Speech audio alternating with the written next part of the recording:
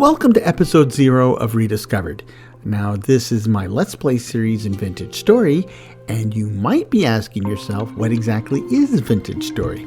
Now, to be honest, the Vintage Story has been out there for some time already, and yet I somehow had absolutely no idea it existed until recently. Zero, nada, zip, nil.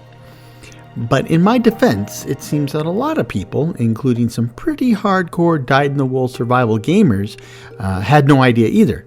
So I feel a little bit better about that, but not much.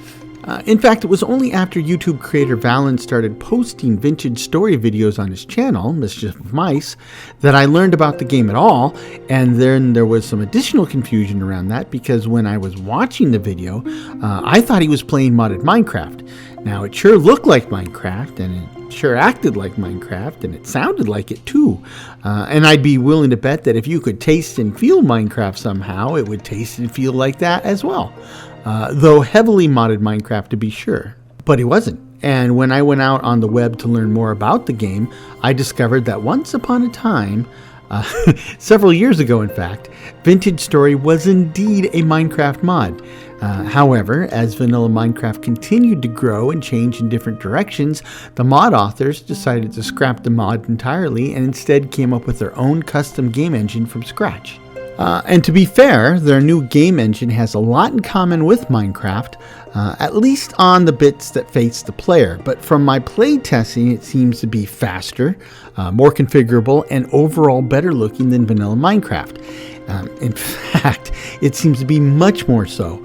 Plus, it was written by some old modders that specifically designed the engine with modding in mind, so it should be no surprise that there's plenty of modding support, and so there is a thriving and diverse modding community out there. Now, as I learned more about the game, it seemed to remind me of a Minecraft mod I tried way back with my original flirtation with modded Minecraft over a decade ago, and that is Terra Firmacraft.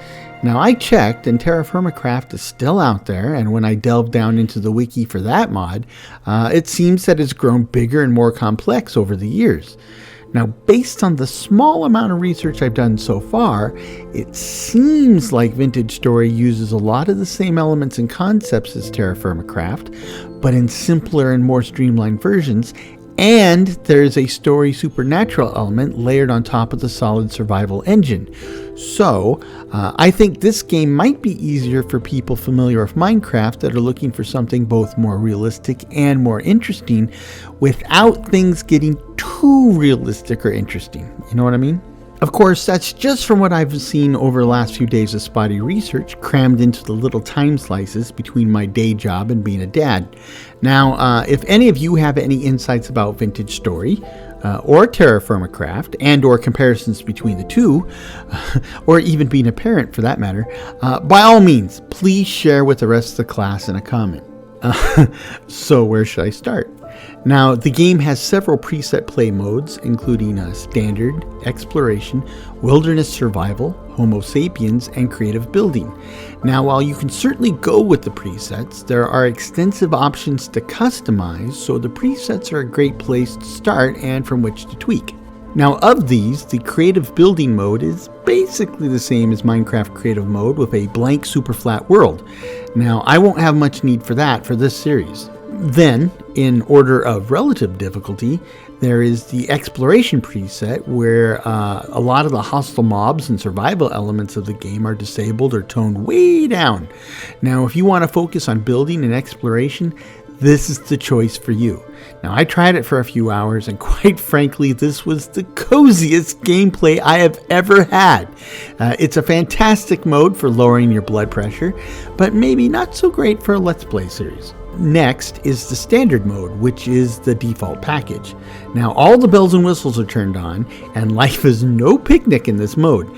You'll find yourself well down the road to starvation by the end of your first day unless you immediately make food a constant priority while trying to not become a meal yourself, and all the usual tool and shelter building stuff that goes on in games like this. But if the Standard mode is still too simple and easy for you, try the Wilderness Survival mode, which amps it all up a bit, and if, or more likely when, you respawn, it will be to a random point within 5 kilometers. and your stuff will probably despawn before you get back to it. But this is a game, right? I mean, it's all about having fun, and that sounds fun, yeah? And if you are really hardcore, there is the Homo sapiens mode. Now, it removes all the game lore as well as any signs of previous civilization.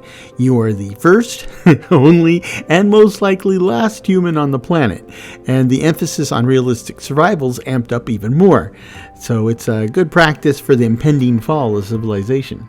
However, for my series, I want some challenges and conflict to make the series interesting, but I also want to have fun.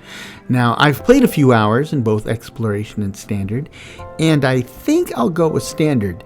However, I will make a few tweaks to the default settings.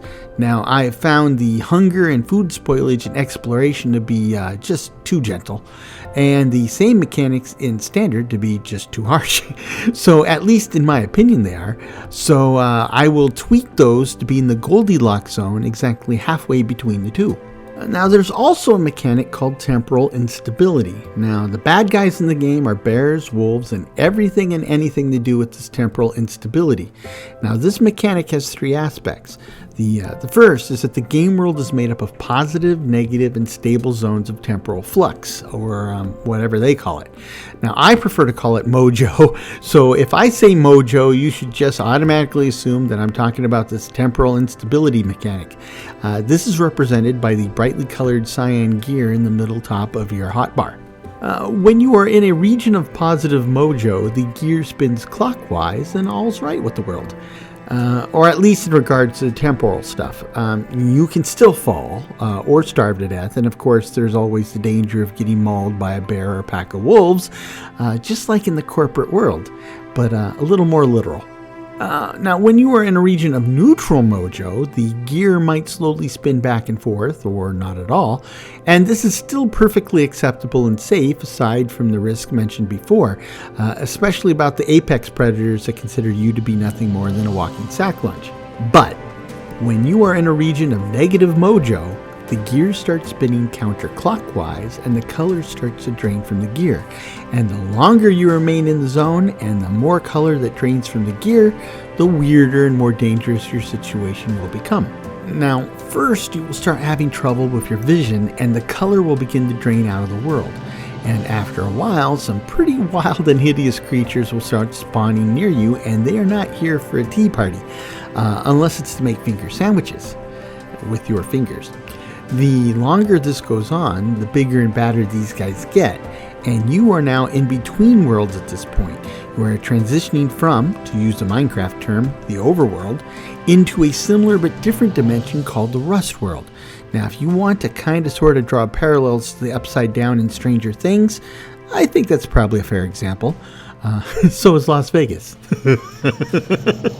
Now, you can get yourself out of this by bringing the color back to your gear by moving to a place of positive mojo where it will slowly recover, or by killing these weird mobs, and the more powerful the mob, the more positive mojo recovered, or by applying a temporal gear, which is a rare bit of loot you might someday find out there, or so I've heard.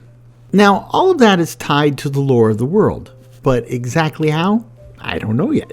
There won't be any spoilers in this video, as I don't know anything to spoil at this moment, but as I discover lore in future episodes, you'll be right there with me when I do, so there will definitely be spoilers ahead, unless I have trouble surviving long enough to actually discover the lore. Anyway, that is only the first aspect of this temporal stuff, and I plan to keep that in my game for the series. However, there's also temporal rifts, which come and go, usually at the worst possible times and locations, and they appear to be a lightning-charged swirling portal hovering midair, which essentially serves as a direct access point to the Rust world. And if you get close enough, some of the locals will cross over to pay an unannounced visit. Now, even if you normally like having visitors, you won't like these ones. I plan to turn these portals off because I find that I'm already challenged enough trying to dodge armies of wolves and rampaging bears while collecting enough bits to survive summer, much less the coming winter, all without these rifts parking themselves on top of my clay or peat sources. The final bit of Temporal Shenanigans are the temporal storms. So even if you stick to the regions of positive mojo and you avoid the rifts like the plague, which is a decent analogy by the way, the temporal storms will come to you and they can't be avoided. When they hit, they will plunge you into the Rust world and all the bad guys in that dimension will spawn right next to you wave after wave, and you have to survive the Zerg assault until the storm passes. We're still having fun, right? Now, if this were my typical Minecraft world and I was equipped head to toe and tricked out netherite armor and weapons, bring them on. But as a cold, starving, Stone Age denizen dressed in threadbare rags and holding a flint knife, or maybe if I've been industrious, a flint spear, thank you, but no thank you. I will turn that off too. Now, all the other settings I plan to keep at the default settings, including the world size. Now, these worlds are procedurally generated, but not nearly as big as Minecraft worlds. The default world size is 1,000,000 meters by 1,000,000 meters, which is still 1,000 kilometers by 1,000 kilometers, which is a lot further than I'm willing to walk on any given day, or even a month of days. So you can expand that to 8,000,000 blocks by 8,000,000 blocks, which is 8,000 kilometers by 8,000 kilometers, or shrink it down to 32 by 32 blocks. The game has fairly realistic and definitely interesting world generation and plenty of diversity among biomes. Now, in a departure from its Minecraft roots, the distribution of climate and the related biomes are considerably more logical and realistic and somewhat reflective of our own world. You will start in the temperate zone of the northern hemisphere, and if you walk far enough north, things start getting chilly and daylight hours will vary wildly based on the time of the year. Now head south and things start warming up, and while the calendar continues its march forward, the seasons, or even just the concept of seasons, don't. Continue south past the equator and things get temperate again, and if you keep going, it gets colder and colder. However, this is no globe.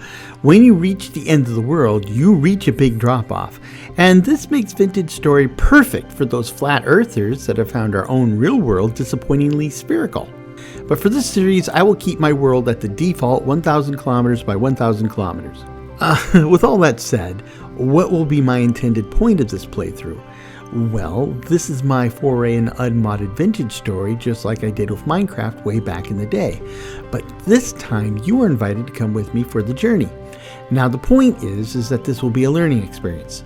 I will take this up to and through the Iron Age and maybe a little beyond, and then I will probably wrap up the series and start all over again with modded Vintage Story.